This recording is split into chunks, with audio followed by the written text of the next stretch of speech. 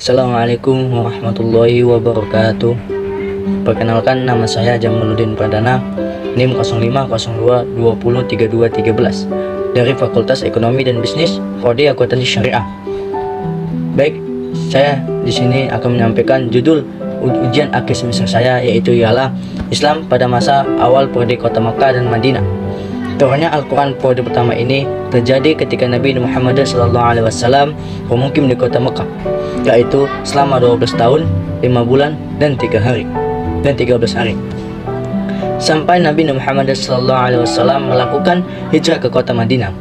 Periode kota Madinah ini selama 9 tahun, 9 bulan, dan 9 hari. Ayat atau surat yang turun dalam periode ini kemudian dinamakan ayat dan surat Madaniyah yang ada dalam kitab suci Al-Quran. Adapun saya akan membacakan lebih dahulu tentang pengertian pada masa awal periode kota Makkah pada tahun 610 sampai 622 Hijriah. Rasulullah SAW lahir pada tanggal 22 April tahun 571 Masehi di negara Arab yang pada saat itu mayoritas menyembah berhala. Pada waktu itu, mayoritas orang di bangsa Arab memiliki kepercayaan yang terpecah-pecah. Mereka membuat Tuhannya sendiri dan menyembahnya sendiri. Namun Nabi Muhammad SAW sangat menentang kebudayaan yang berlaku pada waktu itu. Beliau sering menghabiskan waktu di Gua Hira untuk berdoa dan merenung tentang ciptaan Allah SWT. Adapun 3 tahap dakwah Rasulullah SAW pada masa awal periode kota Mekah pada tahun 610 sampai 620 Hijriah. Yang pertama, dakwah dengan sembunyi-sembunyi atau diam-diam. Metode dakwah ini yang dilakukan pertama kali oleh Rasulullah SAW secara sembunyi-sembunyi, yaitu mengajak orang-orang terdekat, khususnya yaitu keluarga, kerabat, dan sahabat beliau. Orang-orang pertama kali masuk Islam inilah yang dijuluki sebagai Ashabinul Awwalun, yaitu orang-orang yang dijanjikan oleh Allah SWT surga yang indah di kelak akhir nanti. Adapun dakwah yang kedua ialah secara terang-terangan pada tahun 613 Hijriah. Setelah 3 tahun berdakwah secara sembunyi-sembunyi, akhirnya beliau memutuskan untuk melakukan dakwah secara terang-terangan. Tetapi pada waktu itu respon masyarakat sangat masif dan keras karena ajaran Islam yang dibawa oleh beliau bertentangan dengan budaya dan pemikiran masyarakat Mekah. Adapun dakwah yang ketiga, metode dakwah yang ketiga ialah dakwah di luar kota Mekah. Rasulullah memerintahkan kaumnya untuk hijrah ke kota Habasyah. Maka berangkatlah pengikut Nabi Muhammad SAW ke Habasyah sebanyak 20 orang, 12 laki-laki dan 8 perempuan, dan dipimpin langsung oleh Utsman bin Affan pada saat itu. Sedangkan Rasulullah sendiri tetap berdakwah di kota Mekah. Beliau di sana berada dalam lindungan Abu Thalib yang pada saat itu dengan disegani di masyarakat Quraisy. Baik, adapun yang bagian yang kedua, saya akan sampaikan tentang Islam pada masa awal periode kota Madinah pada tahun 622 sampai 630 Hijriah. Di bawah kepemimpinan Rasulullah SAW, masyarakat Madinah hidup dengan penuh kerukunan. Kerukunan tersebut tercipta karena segala aspek kehidupannya dilandasi oleh rasa persaudaraan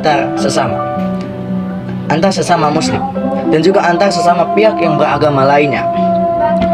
Rasulullah ini merupakan salah satu keteladanan orang pemimpin yang patut kita contoh, yaitu ialah pada saat perang Uhud, perang Badar, dan perang Khandaq yang dipimpin langsung oleh Rasulullah SAW dan didampingin oleh sahabat-sahabat beliau, yaitu ialah Abu Bakar Siddiq, Umar bin Khattab, Utsman bin Affan, dan Ali bin Abi Thalib.